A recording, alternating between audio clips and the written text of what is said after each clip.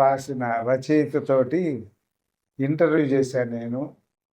ఇంకో బ్రదర్ కలిసి వెళ్ళొచ్చి ఇంటర్వ్యూ చేశాం. కూరాకుల డేవిడ్ గారు అని ప్రకాష్ నగర్ తాడేపల్లి దగ్గర నివాసం ఉంటాడు. ఆయన రాసిన పాట ఇది.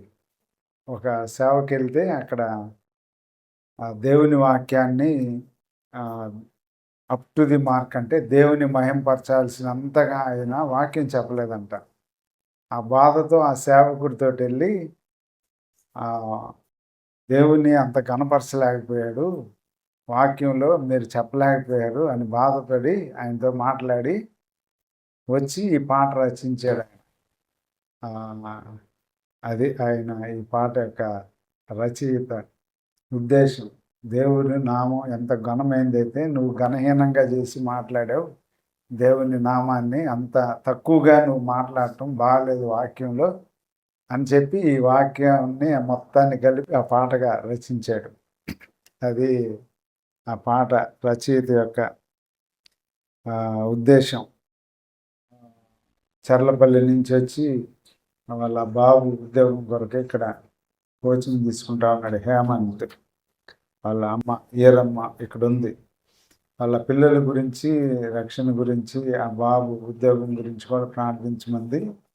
ప్రార్థనలో జ్ఞాపకం చేసుకుంటే వాళ్ళ పిల్లలు లలిత గురించి, అలానే పూర్ణ గురించి, హేమంత్ గురించి, వాళ్ళ రక్షణ గురించి కూడా ప్రార్థనలో జ్ఞాపకం చేసుకోవాల్సిందిగా మనవి చేస్తూ ఉంటున్నాం.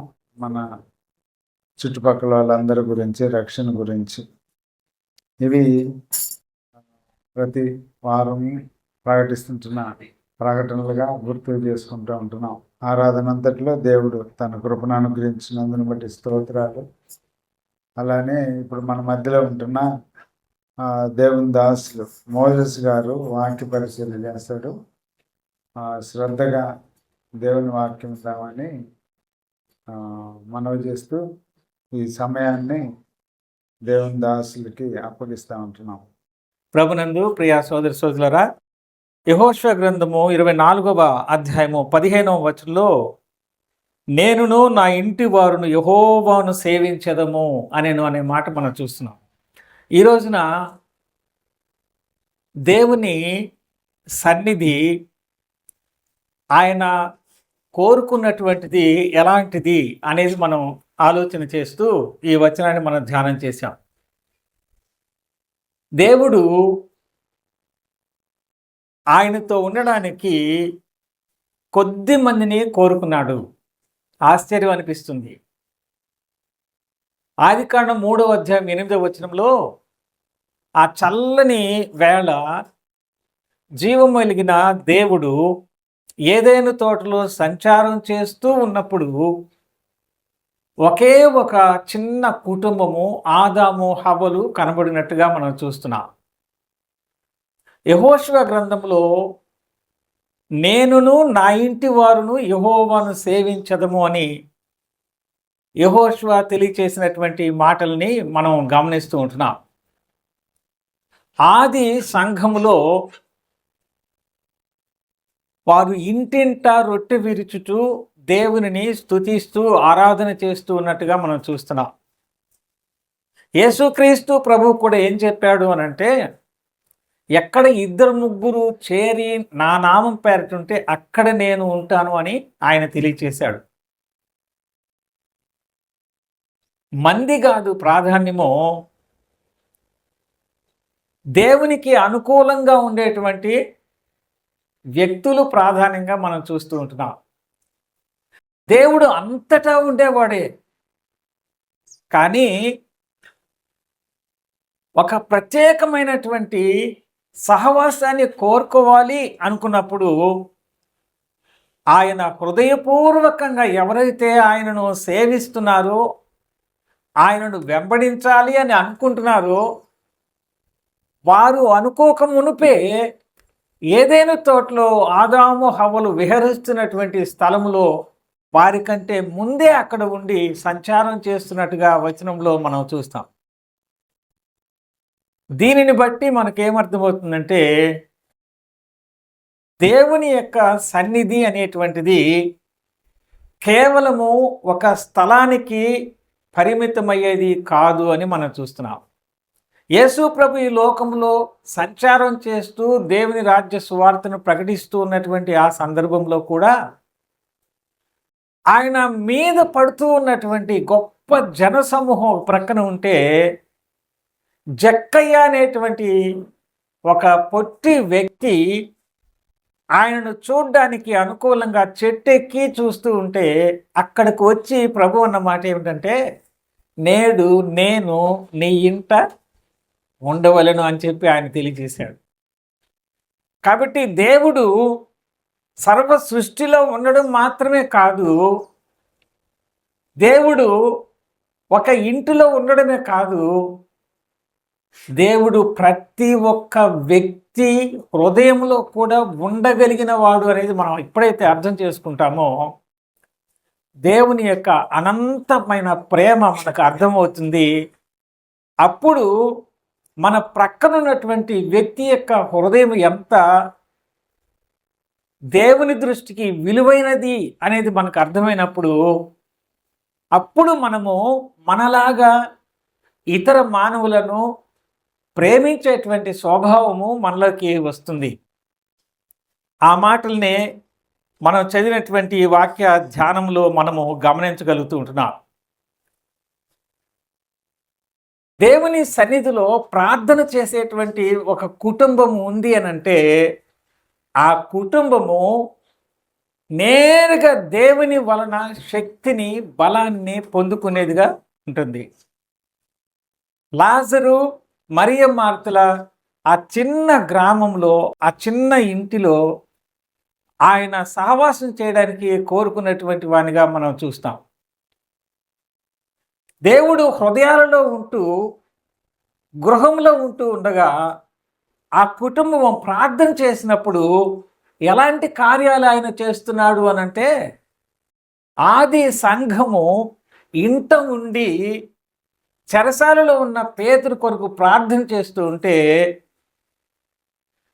దేవుడు ఆ ప్రార్థనను ఆలకించి పేతురును చెరసాలలో నుంచి విడిపించి బయటికి తీసుకుని వచ్చాడు.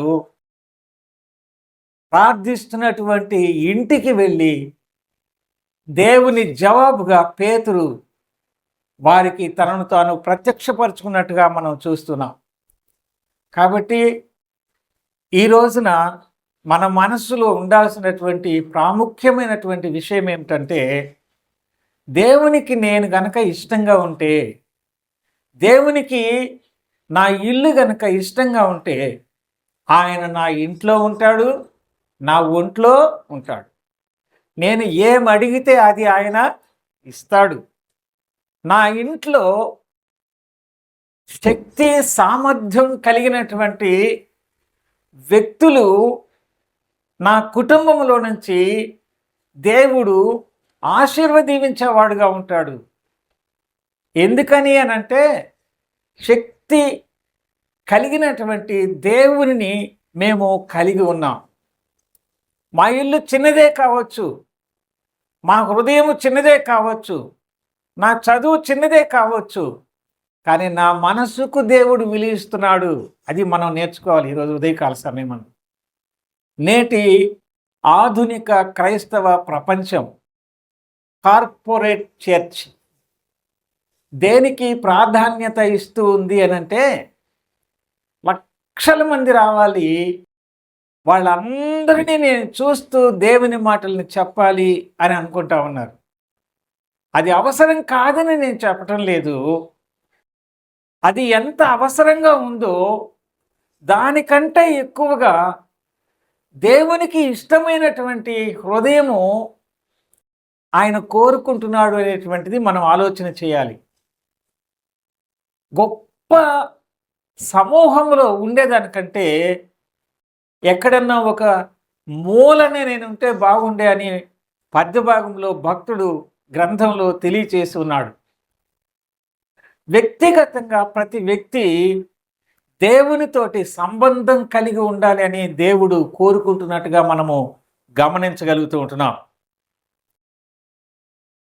లూకా సువార్త 19వ అధ్యాయంలో 9వ వచనంలో జక్కయ్యని దర్శిస్తున్నటువంటి దేవుడు ఆయన ఇంటిని మార్చాడు, ఆయన హృదయాన్ని కూడా మార్చినటువంటి దేవునిగా మనము గమనిస్తూ ఉంటున్నాం. అపోస్తలుల కార్యముల గ్రంథము 2వ అధ్యాయం 46 వచనంలో వారు అంతకంతకు దేవునిలో ఎదగడానికి, దేవుని వాక్యము ప్రబలడానికి ముఖ్య కారణం ఏంటి అంటే, వారు ఇంటింట రొట్టె విరుచుతూ దేవుని ఆరాధన చేస్తూ ప్రార్థనయందు, వాక్యమందు, దేవుని బోధయందు వాళ్ళు పాలు పొందుచూ ఉన్నటువంటి విధానాన్ని మనము చూస్తూ ఉంటున్నాం. కాబట్టి మనము దేవుని సన్నిధిని కలిగి ఉన్నాము అనే సంతృప్తిని ఎప్పుడు మనం పొందుతాము అనంటే, మన హృదయాలను దేవునికి ఇష్టంగా ఉంచుకొని రకరకాల పరిస్థితుల మధ్యలో మనము పనులు, ఉద్యోగాలు, ఆయా రకాలైనటువంటి పరిస్థితుల మధ్యలో మనం ఉన్నప్పటికీ, మనం ఉన్నటువంటి స్థలంలో అది ఎక్కడైనా కానీ ఆ ప్రార్థన చేసే అలవాటు కలిగి, దేవుని మాటలను చదువుకునేటువంటి అలవాటు కలిగి, దేవుని వాక్యానికి విలువనిచ్చేటువంటి మనస్సు కలిగి మనం ఉంటే, మనంతటి శక్తి కలిగినటువంటి వాళ్ళు ప్రపంచంలో ఇంకొకళ్ళు ఎవరు కూడా ఉండరు. అది సరిగా అర్థం చేసుకోక దేవుని సన్నిధికి వెళుచు గొప్ప సమూహంలో కూర్చుంటూ ప్రశాంతంగా ఆదివారం గడిచిపోయింది అని అనుకుంటూ మళ్ళీ సోమవారం నుంచి మామూలు జీవితం జీవిస్తే ఆదివారం చక్కగా గడిపామనే సంతృప్తికి అది చాలా చక్కగా పనికొస్తుంది. కానీ ఒక కుటుంబము దేవుని శక్తివంతమైనటువంటి బిడ్డలను లోకానికి అందించలేదు. దేవుని యొక్క సువార్త వ్యాప్తిలో నేను కూడా ఒక పాలిభాగస్తుడను, పాలిభాగస్తురాలను అనేటువంటి మనస్సు రాదు. అందుకనే మీరు ఎవరినన్నా సేవించుకోండి, నేనును నా ఇంటి వారును యెహోవాను మాత్రమే సేవిస్తాం, ఉన్నవాడు అనువాడునైనటువంటి దేవునిని మాత్రమే మేము సేవిస్తాము అనేటువంటి మాటని తెలియజేసినట్టుగా మనం చూస్తాం.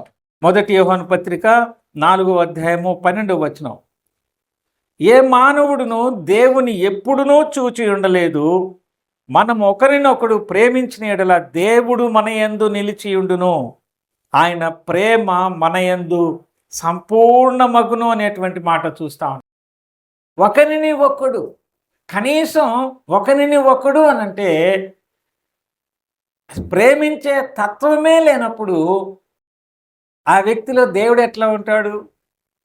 దేవుడు ప్రేమయ్య ఉన్నాడు. కాబట్టి మనము కూడా ఆ ప్రేమను ఎరిగి, ఆ ప్రేమను కలిగి ఇతరుల పట్ల మనం ప్రవర్తించేటువంటి వాళ్ళంగా మనం ఉండాలి అని ఇక్కడ మనం చూస్తూ ఉంటున్నాం. అలాగా ఉన్నప్పుడు దేవుడు మనతో ఉండేటువంటి వాడుగా ఉన్నాడనే సత్యాన్ని మనం గమనిస్తున్నాం. ఫిలిప్పీయులకు రాసిన పత్రిక 4వ అధ్యాయము 7వ వచనంలో మనం గమనించినట్లయితే, అప్పుడు సమస్త జ్ఞానమునకు మించిన దేవుని సమాధానము యేసుక్రీస్తు వలన మీ హృదయములకును మీ తలంపులకును కావలియుండును అనే మాట చూస్తుంటున్నాం. దేవుని సన్నిధిలో ప్రార్థన, వాక్య పఠన అవి కలిగి ఉన్నటువంటి ఆ కుటుంబంలో ఏముంటుందంటే, సమస్త జ్ఞానమునకు మించినటువంటి దేవుని సమాధానము ఉంటుంది. దేవుని సమాధానాన్ని హృదయంలో ఉంది అనే నిర్ధారణ ఒక వ్యక్తి మనస్సాక్షికి కలిగింది అని అంటే, అప్పుడే ప్రపంచాన్ని జయించినంత సంతోషం మనకు దొరుకుతుంది. తప్పు చేసిన స్వభావం మనసులో ఉండి పైకి అందరితో బాగా మాట్లాడుతూ ఉన్నా కానీ నిజమైన సంతోషము అనుభవించడానికి వీలు పడదు. కాబట్టి లోకములో ఉన్నటువంటి సమస్త జ్ఞానానికి మించినటువంటిది ఏంటి అనంటే, మన వ్యక్తిగత హృదయంలో జీవము కలిగిన దేవుడిచ్చేటువంటి సమాధానాన్ని కలిగి ఉండడము. కనుక ఈ భాగంలో ఆ సమాధానం కలిగి ఉంటూ యేసుక్రీస్తు వలన మీ హృదయములకును మీ తలంపులకును ఆ సమాధానం ఏం చేస్తుందంటే కావలి కాస్తూ ఉంటుంది. కనుక దేవుని సమాధానం లేకపోతే మనస్సులో నెమ్మది, ఆ నెమ్మది మన తలంపులలో ఉంటుంది, మన హృదయంలో కూడా కావలి కాస్తూ ఉంటుందని ఈ వాక్యంలో మనం చూస్తున్నాం. మనము ఎక్కడ ఉన్నా కూడా, ఏ స్థలంలో ఉన్నా కూడా మనస్సులో నెమ్మది కావాలి అని అంటే దేవుని యొక్క సన్నిధి అనేది మనం చూస్తున్నాం. ఈ ఉదయకాల సమయమందు మనం జ్ఞాపకం చేసుకుంటున్నటువంటి మాట, చిన్న మందలో, చిన్న కుటుంబంలో దేవుని శక్తివంతమైనటువంటి సన్నిధి, దాని ద్వారా వచ్చేటువంటి నెమ్మది, దాని ద్వారా వచ్చేటువంటి కాపుదల, దాని ద్వారా వచ్చేటువంటి ఆశీర్వాదము మనము ఈ వాక్య భాగాల్లో మనము గమనించగలుగుతూ ఉంటున్నాం. 37వ కీర్తన 25వ వచనం, నేను చిన్నవాడనై ఉంటిని, ఇప్పుడు ముసలివాడనై ఉన్నాను, అయినను నీతిమంతులు విడుబడట కానీ వారి సంతానము భిక్షమెత్తుట కానీ నేను చూచి ఉండలేదు అని అంటున్నాడు. కనుక దేవుని సన్నిధిలో ఒక వ్యక్తి చిన్నవాడుగా ఉన్నప్పటి నుంచి ముసలివాడైన తర్వాత కూడా ఆయన తెలియజేస్తున్న మాట ఏమిటంటే, నీతిమంతులు అనేటువంటి వాళ్ళు విడవబడడం నేను ఎప్పుడు కూడా చూడలేదు, వాళ్ళ సంతానము భిక్షమెత్తుకోవడం కూడా నేను ఎప్పుడు కూడా చూడలేదు. కాబట్టి మనకు విస్తారమైనటువంటి జన సమూహాలు ఉన్నప్పటికీ హృదయంలో నెమ్మది లేకుండా, ప్రభు యొక్క మహిమని పొందలేనటువంటి వాళ్ళు ప్రభువుని వెంబడించినట్టుగా ఆయనతో పాటు నడిస్తే ఏమి, ఆయన మీద పడుతూ ఉంటే ఏమి, ఆయన వస్త్రపు చెంగు విశ్వాసంతో ముట్టుకుంటేనే కదా ఆమెలోనికి ఆ మహిమ వెళ్ళింది, ఆమెకు స్వస్థత కలిగింది. ఆయన మీద పడుతూ ఉన్నప్పుడేమి, ఆయనను చూస్తూ నడుస్తూ ఉంటే ఏమి, పొట్టి వాడైనటువంటి జక్కయ్య చెట్టు మీద నుంచి మనసులో నేను ఆయన చూస్తే చాలని అనుకున్నాడే, అది కదా దేవునికి అవసరమైంది. ఈ రోజున మనమేమి ఆలోచన చేస్తున్నాం, ఒకసారి మనల్ని మనం పరీక్ష చేసుకోవాలి. నా హృదయంలో, నా తలంపులలో దేవుడిచ్చేటువంటి ఆ సమాధానము, దేవుని సన్నిధిని నేను అనుభవిస్తున్నానా లేదు. సెల్ఫ్ మెడిటేషన్, వ్యక్తిగతంగా మనల్ని మనం పరీక్ష చేసుకోవాలి, ధ్యానం చేసుకోవాలి. ఆ దేవుని యొక్క మాటల్ని మనం చదువుకోవాలి. ప్రార్థన కలిగినటువంటి జీవితాన్ని మనం కలిగి ఉన్నప్పుడు మాత్రమే ఇలాంటి అనుభవం అనేటువంటిది మనకు దొరుకుతుంది. 91వ కీర్తన 1-2 వచనం, మహోన్నతుని చాటున నివసించువాడే సర్వశక్తుని నీడను విశ్రమించువాడు, ఆయనే నాకు ఆశ్రయము, నా కోట, నేను నమ్ముకొను నా దేవుడని నేను యెహోవాను గూర్చి చెప్పుచున్నాను అంటున్నాడు. కాబట్టి ఒక చిన్న కుటుంబము ఎలాగ నివసిస్తుంది, ఎవరిని ఆధారం చేసుకొని నివసిస్తుంది అనే మాటని ఇక్కడ వివరిస్తూ మహోన్నతిని చాటున నివసిస్తూ ఉన్నటువంటి విధానాన్ని మనం చూస్తున్నాం. జీవము కలిగినటువంటి దేవుని అంత మహోన్నతుడు ఈ లోకంలో ఇంకొకళ్ళు ఎవరు కూడా లేరు. మహా ఉన్నతమైనటువంటి వాళ్ళు ఎవరు అని అంటే పరిశుద్ధుడైనటువంటి జీవము కలిగిన దేవుడు మాత్రమే. ఆయన మహా ఉన్నతమైనటువంటి వాడు, ఆయన మనస్సు ఉన్నతమైనటువంటిది, ఆయనే పరిశుద్ధుడిగా ఉన్నాడు. ఆకాశమైన సింహాసనము, భూమి ఆయన పాదపీఠము, ఆయన కూర్చుంటేనే ఆయన చొక్కాయి నేలను అంటుకుంటుంది అని అంటాడు. ఆయన సింహాసనం మీద నుంచి లేచి నిలువబడితే ఆకాశ మహాకాశాలు పటజాలవు.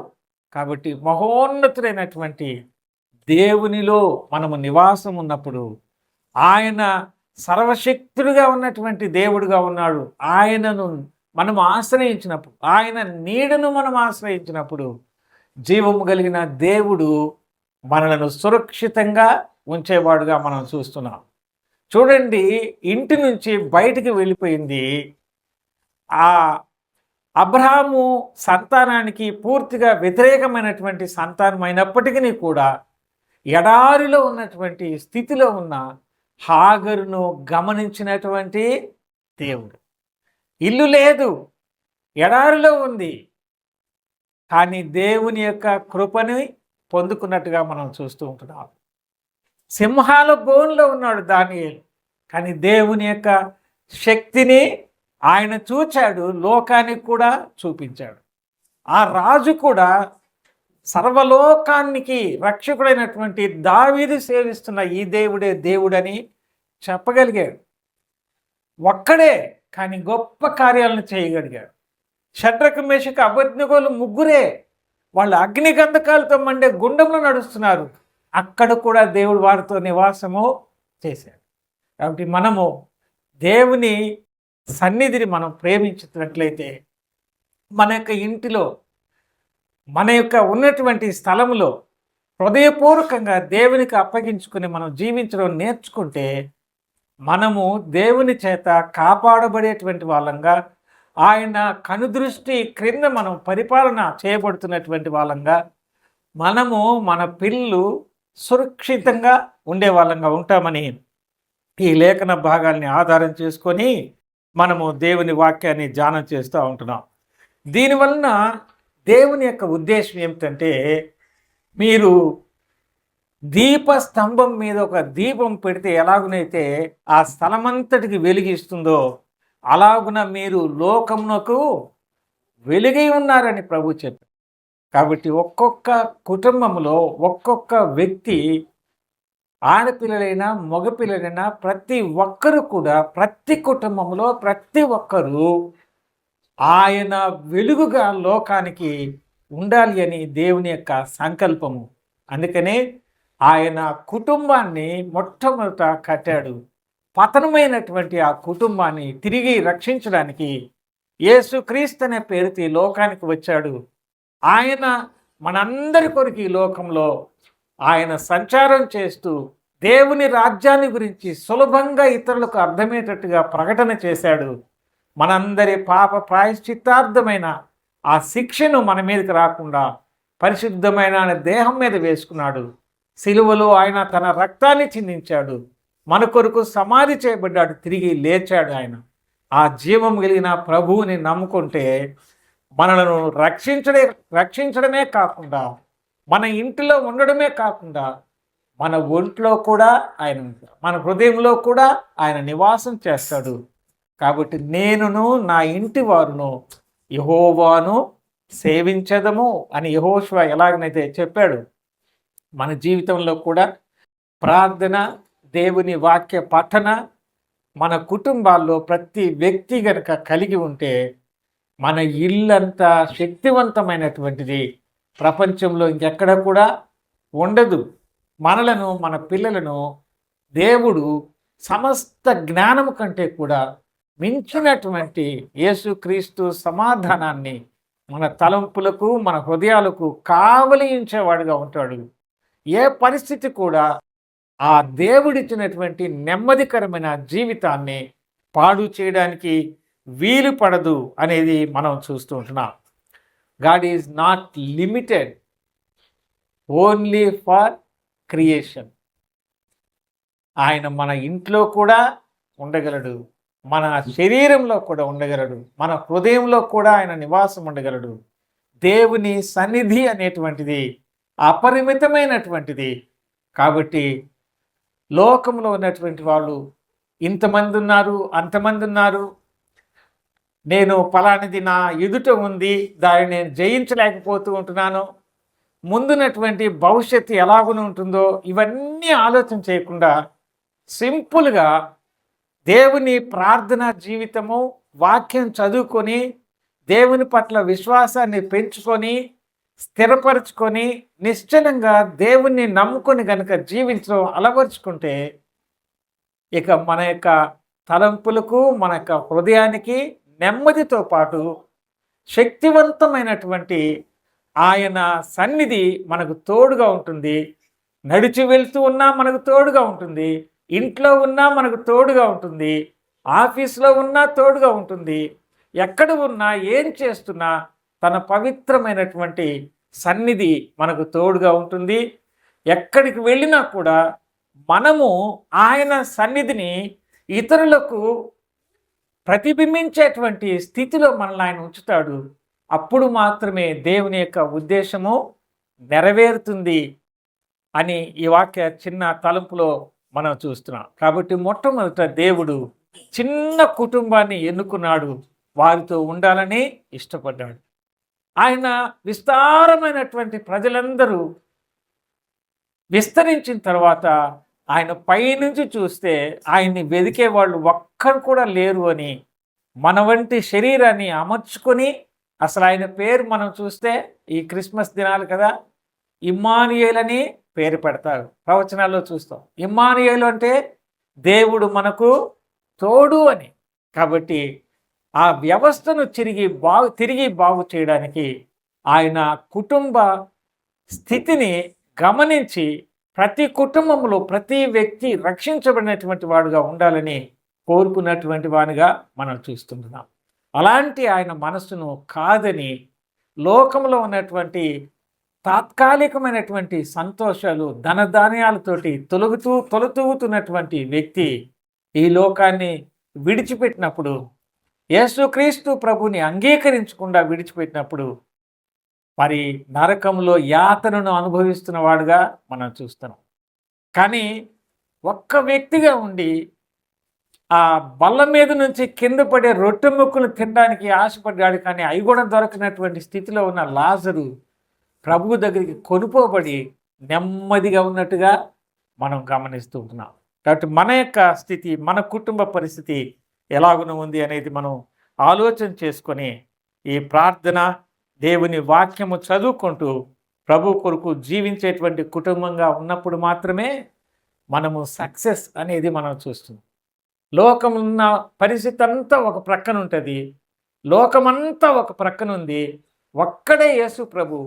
కానీ ఆయన శిలువ మరణాన్ని జయించాడు, పునరుద్ధానుడయ్యాడు. లోకమంతా ఏమీ చేయలేకపోయింది. ఆయనను నమ్మినటువంటి దేవుని ప్రజలమైన మనకు లోకమంతా ఒక ప్రక్కన ఉన్నా కానీ దేవుడు మన పక్షంగా ఉంటే ఇక మనకు విరోధి అంటూ ఎవరు కూడా ఈ ధ్యానము కలిగి ప్రభు కొరకు ఆ రీతిగా మన విశ్వాసాన్ని కాపాడుకుంటూ ధైర్యంతో స్థిర విశ్వాసంతో ముందుకు సాగడానికి ఈ చిన్న ధ్యానం మనకు సహాయం చేయండి. Thank you. చిన్న ప్రార్థన చేస్తున్నా. ప్రేమ కలిగిన మా ప్రియ పరలోకపు తండ్రి, మా కొరకు ఈ లోకానికి దిగి వచ్చినప్పుడు నాయన అసలు మీకు చిన్న ఇల్లు కాదు కదా, నక్కలకు, బొరియలు, ఆకాశ పక్షులకు గూళ్ళు ఉన్నాయి, కానీ మీరు తలవాల్చడానికి కూడా స్థలం లేదు ప్రభువా. అటు మీరు మా కొరకు సిలువలో మరణించి పునరుద్ధరణ కావడం ద్వారా మమ్మల్ని మీరు నమ్ముకునేటట్టుగా మీరు ఆకర్షించి మా పాపాలని మీ దగ్గర ఒప్పుకునేటట్టుగా మా మనసును ఒప్పింపచేసి ఆయన పాపములు ఒప్పునుగా క్షమించి దేవుని కుమారులు కుమార్తెలని పేరు పెట్టి దేవుని కుటుంబంగా ఒక్క తండ్రి బిడ్డలనుగా మమ్మల్ని చేసినందుకే మీ స్తోత్రాలు చెల్లిస్తున్నాం ప్రభువా. ఇదే మనసుతో మా కుటుంబాలలో నాయన మీ సన్నిధిలో ప్రార్థనా జీవితాన్ని కలిగి మీ జీవం కలిగిన మాటలు చదువుకుంటూ వాటి ద్వారా సంతృప్తి పొందుచు సర్వశక్తిని కలిగినటువంటి దేవుడుగా మీరు మాకు తోడుగా ఉన్నారనే ఆ విషయాన్ని జ్ఞాపకం చేసుకుంటూ ఈ లోకములో విజయవంతంగా మేము జీవించడం ద్వారా లోకము మాలో నుంచి మీ చేత రక్షణ పొందినటువంటి, మీ చేత ఆశీర్వదించబడినటువంటి మా ఒక్కొక్కరి కుటుంబాల్లో ప్రతి ఒక్కరిలో నుంచి లోకము మీ వెలుగును, మీ ప్రేమను చూడగలుగుటకు, మీ చేత ఆకర్షించబడి వారు కూడా రక్షణ పొందగలుగుటకు మా చిన్న కుటుంబాలను మీరు ఆశీర్వదించాల్సిందిగా కోరుకుంటున్నాం నాయన. అట్టి కృప దయచేస్తారని, సమస్త విషయాల్లో ఇంతవరకు తోడుగా ఉండి నడిపించినందుకే మిమ్మల్ని స్తుతిస్తూ యేసుక్రీస్తు ప్రభు పేరట స్తోత్రములు చెల్లించుకుంటూ ప్రార్థిస్తున్నాము తండ్రి. ఆమేన్. వందనాలండి.